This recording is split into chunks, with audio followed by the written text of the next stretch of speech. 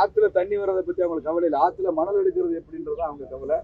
அது போதுமான மணலை எடுத்து வேற முடிச்சாச்சு, ஆத்தையே காலி பண்ணியாச்சு. 2 திட்டங்கள் இந்த மாவட்டத்தில் ரொம்ப முக்கியமா நேற்றிலிருந்து நான் சுற்றுப்பயணம் பண்ணும்போது சொல்றாங்க. அதை எங்கள் மாநில தலைவர் அவர்களது ஒப்புதலோடு, இந்த கமிட்டியினுடைய தலைவர் அக்கா தமிழிசை ஒப்புதலோடு அது இடம்பெற செய்ய வேண்டும் என்ற அவா எனக்கு இருக்கிறது. ஒன்று, இந்த விளாத்திகுளம், புதூர், குளத்தூர் வழியாக கிழக்கு கடற்கரை சாலையை ஒட்டி ஒரு ரயில் வழித்தடம் வேணும் சென்னை வரைக்கும். இது இந்த பகுதி மக்கள் 50-60 வருஷமா கேட்டுக்கொண்டிருக்கிற ஒரு விஷயம் அப்படின்னு சொல்றாங்க. எனக்கு தெரிய கனிமொழி இன்னைக்கு நாடாளுமன்ற உறுப்பினராக இருக்கிறார் தூத்துக்குடிக்காக. இதெல்லாம் அவங்க பேசுனாங்களான்னு தெரியல. ரயில் அமைச்சர் அங்கேதான் இருக்கார், பக்கத்துல தான் இருக்கார். பிரதமரே பக்கத்துல தான் இருக்கார். ஒரே நாடாளுமன்ற வளாகத்துக்குள்ள எல்லாம் இருக்காங்க.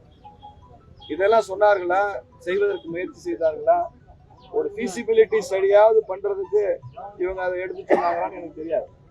அதனால பாரதிய ஜனதா கட்சியினுடைய தேர்தல் அறிக்கையில அது இடம்பெற வேண்டும் என்று மக்கள் விரும்புகிறார்கள். இதை நாங்கள் கமிட்டிக்கும் மாநில தலைவருக்கும் சொல்லுவோம். ஒண்ணு. 2வது விஷயம், இங்க பம்பை வைப்பாறு இணைப்பு திட்டம் அப்படி வந்தா இந்த வைப்பாறு பெரிய அகலமான நதியா இருக்கு.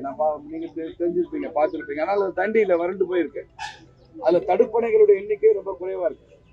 அப்ப இந்த பம்பை வைப்பாறு திட்டம் நிறைவேற்றப்படும் போது இந்த பகுதியே ரொம்ப செழிப்பா மாறும்.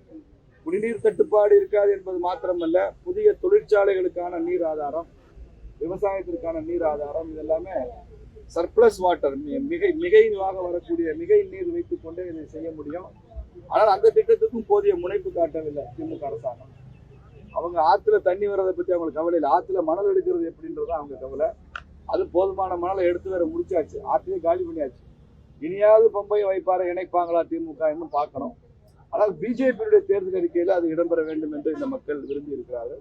அதையும் நாங்கள் கட்சியிடம் எடுத்து சொல்லி செய்ய முடியும் என்ற நம்பிக்கை எனக்கு. அடுத்து இந்திய ஆட்சி அமைச்சர் கூட்டணி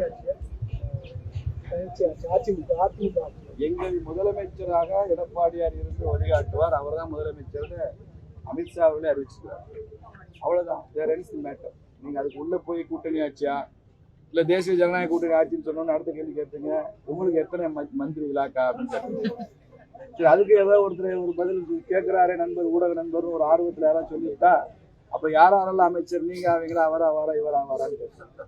அதனால இந்த ஊடக விளையாட்டுக்கு இது உகந்த நேரம் அல்ல. அதனால அதுக்கெல்லாம் பலியாகிற தருணம் இல்லை. எடப்பாடியார் முதலமைச்சர், அது அமித்ஷா சொல்லியிருக்கிறாரு, நாங்கள் அப்படியே ஏற்றுக்கொள்வோம். மற்ற எதுவுமே எங்களுக்கு தெரியாது. எதுவா இருந்தாலும் எங்களுக்கான வழிகாட்டுதல் அமித்ஷா அவர்களிடமிருந்து, மோடி அவர்களிடம் தான் வரும். அதிமுக தொண்டர்களுக்கான வழிகாட்டுதல் எடப்பாடியாருக்கு வரும். அதனால நாங்கள் சேர்ந்து கூட்டணியாக சேர்ந்து தேர்தல் செஞ்சுக்கிறோம். கூட்டணி பலம் பெற்று கொண்டிருக்கு. திமுக, பிஜேபி தனியா இருக்கு, ஏடிஎம்கே தனியா இருக்கு. நாங்க 200 சீட் ஜெயிப்போம். நாங்க இப்ப ஊடக நண்பர்கிட்ட கேட்கிறேன், எங்கேயா திமுக கார ஒருத்தராவது தொண்டன்ல இருந்து தலைவர் வரைக்கும் நாங்க 200 சீட் ஜெயிப்போம் இப்ப வாய்ப்பு சொல்லுங்க. சொல்லுங்க, அந்த தைரியமே இல்லை உங்களுக்கு. பிறகு பார்லிமெண்ட் தேர்தல் முடிஞ்சோன்னு 200 சீட் ஏன் பேசுறீங்க?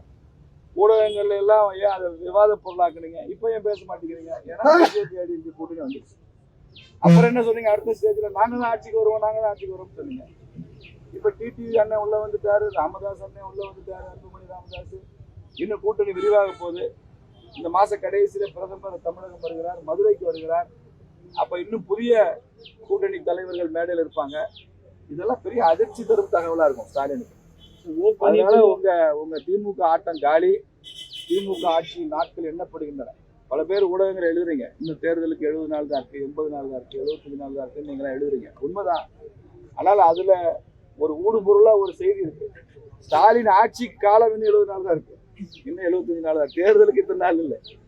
ஸ்டாலினுடைய ஆட்சிக்கு, திமுக ஆட்சிக்கும் கெடு விதிக்கப்பட்டு தேர்தல் கமிஷன் தேர்தல் அறிவிச்சா அது திமுக ஆட்சிக்கு விடுக்கப்பட்ட